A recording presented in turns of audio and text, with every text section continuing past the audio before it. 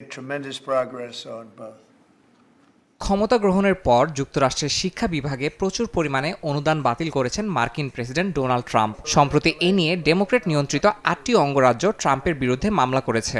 এতে বলা হয়েছে দুটি প্রধান শিক্ষা অনুদান কর্মসূচি বন্ধ করে দেওয়া হয়েছে, যা শিক্ষক প্রস্তুতি ও উন্নয়নমূলক প্রশিক্ষণের জন্য পরিচালিত হতো।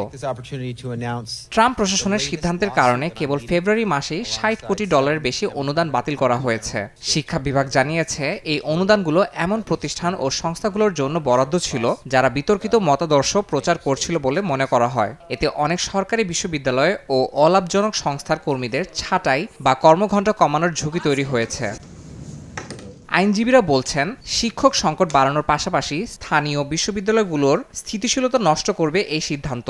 মামলায় অভিযোগ করা হয়েছে, কংগ্রেসের অনুমোদিত অনুদান বাতিল করে শিক্ষা বিভাগ প্রশাসনিক নীতিমালা লঙ্ঘন করেছে।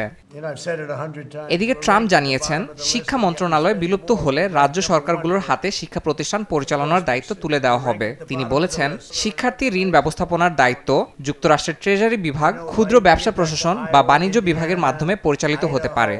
Great states. I think